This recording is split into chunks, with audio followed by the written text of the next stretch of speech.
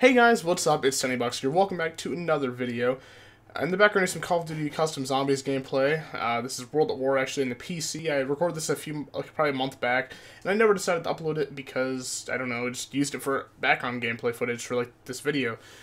Today I'm going to be giving my overview so far of Zombie Chronicles, which is the DLC 5 map pack that just dropped for Black Ops 3, estimated at a total value of $30 US. And I just want to give you my thoughts, opinions, do I think it's worth it, stuff like that, and I'll let you know all that by the end of this video. So I'm not exactly sure how long this video is going to be, but I'm just planning on, I just want to talk about the things that I like, don't like, things I thought that were too easy, too difficult, stuff like that. And yeah, hopefully you guys enjoyed the video, because I really want to get back into the commentating game. I've been really inactive, mostly because I've been trying to finish up school, my college stuff. Actually, 2 college classes start for me this summer. One starts in about, what? Why did that happen? That just locked up.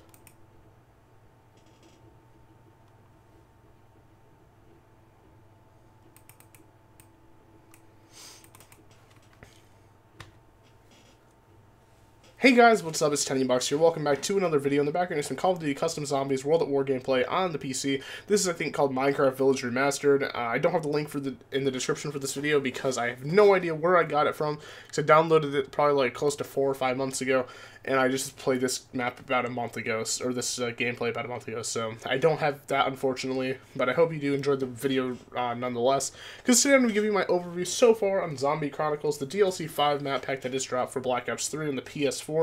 Xbox One and PC. Of course, as always, the Xbox One and PC copies will get it a month late, and I don't understand why they do this, but to this day, you guys unfortunately still have to wait a month. And I honestly wasn't thinking of getting this DLC. It sounded like when I first heard of it, I heard, oh, DLC 5, oh, an extra zombies map, but we get 1 map for 15 bucks. Well, it turns out, no. You get 8 maps for an estimated $30 US. I'm not sure how that converts to other things, but $30 US basically. Is it worth it? That's the one question that I want to have answered by the end of this video. I'll give you my thoughts on it. I'll give you my straight-up answer right now. Yeah, I do think it's worth it.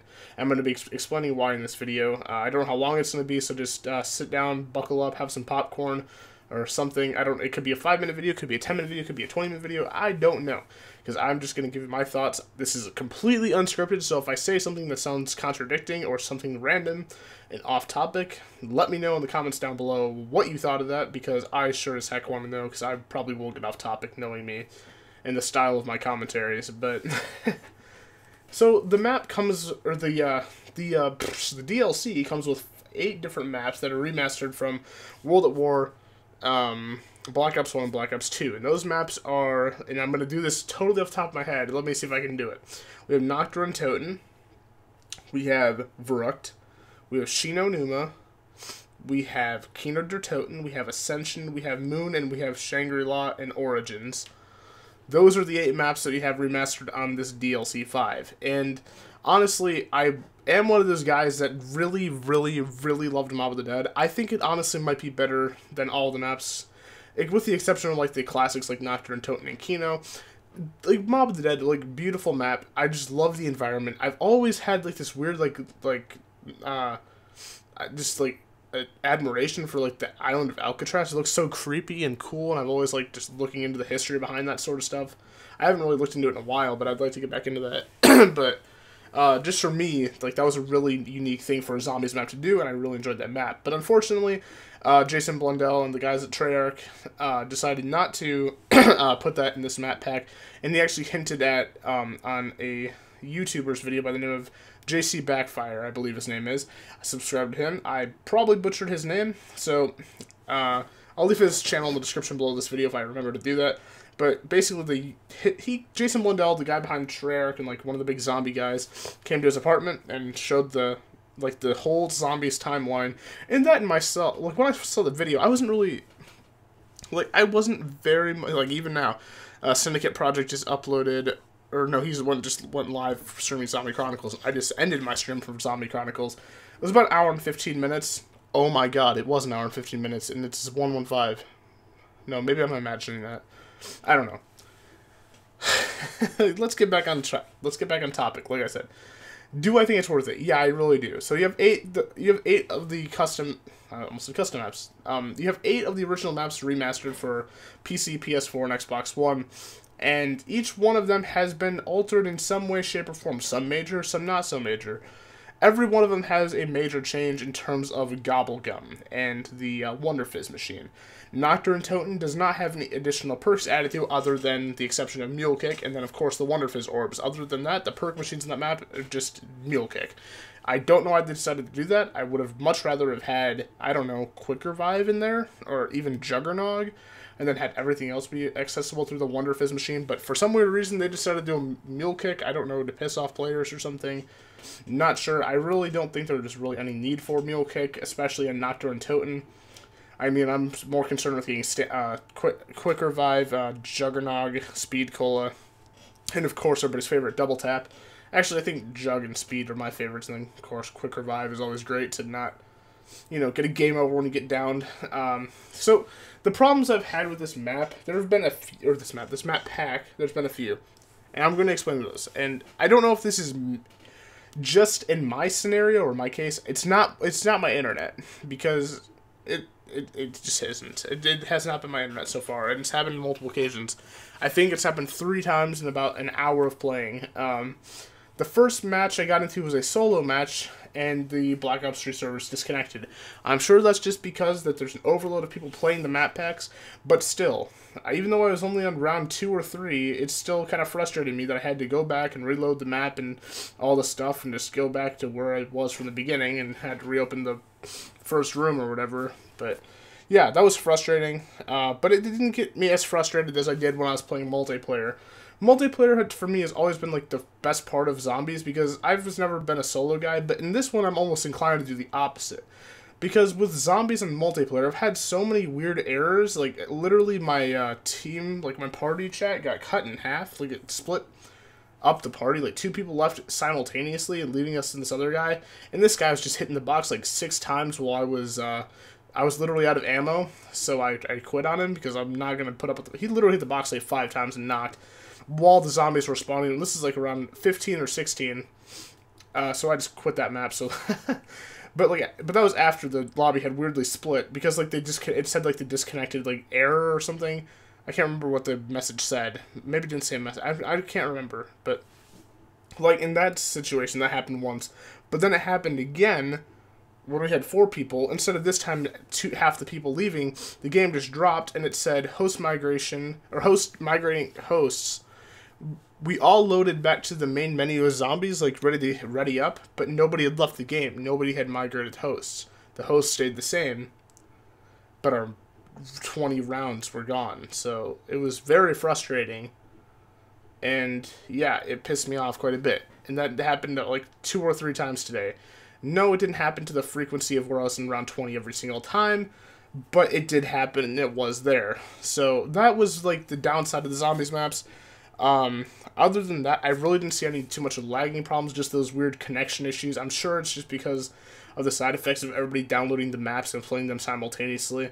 But at the same time, I would say Black Ops 3 guys at Treyarch, get ready for your servers to be overloaded, because this DLC is hype, and even I bought it, because I'm not usually the guy that spends $30 on DLC. I'll just say that right off the bat.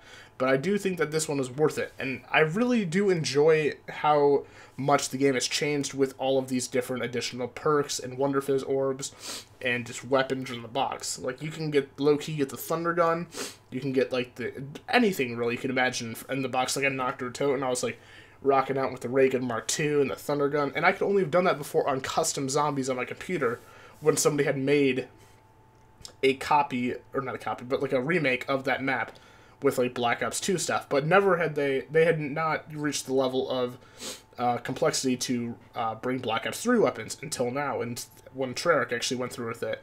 So I was very happy to see those weapons, but at the same time, it made it incredibly easy. I'm like not a great player at zombies.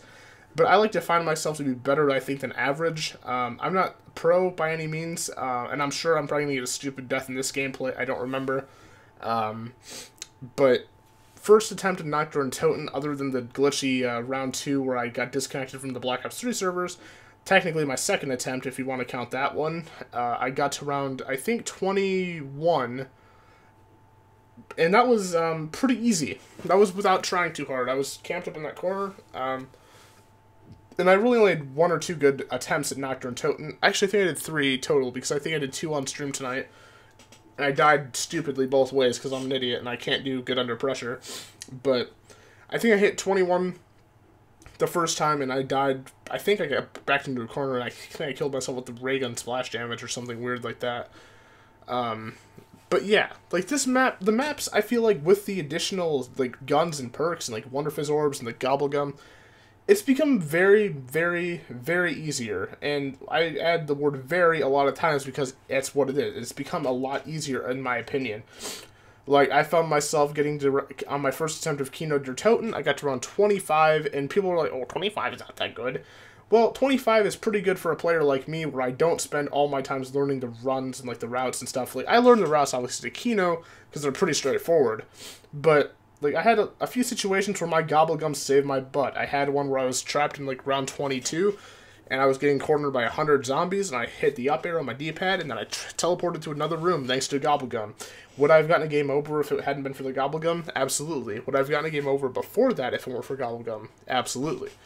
Because there are just different situations that the game puts you in this just scenario. Like, in this map pack, you have different scenarios, different perks to add different outcomes to these scenarios, and it's very awesome. So I would 100% recommend buying this DLC. I wish it weren't so pricey, but at the same time, before Treyarch has given you $15 for 4 map packs for multiplayer, and then 1 zombies map. So if you look at it, if you only buy zombies or DLCs for the zombies, $15 per zombies map, so you're getting, like, a lot of bang for your buck for $30 for 8 zombie maps. And yeah, people might not like the fact that they're remastered. It's not just remastered, they're remade. And I do want to stress that, because there are different things, there are different Easter eggs, there's a lot of different stuff, and it's completely different. Like, the core aspects of the maps might be the same, I cannot deny that. But there is a huge difference in it, and that's affecting the gameplay. I want to thank you guys so much for watching this video. Keep calm and trust your instincts, and I'll catch you guys in the next video. Let me know what you thought of this. And yeah, keep calm and keep training, guys. Peace.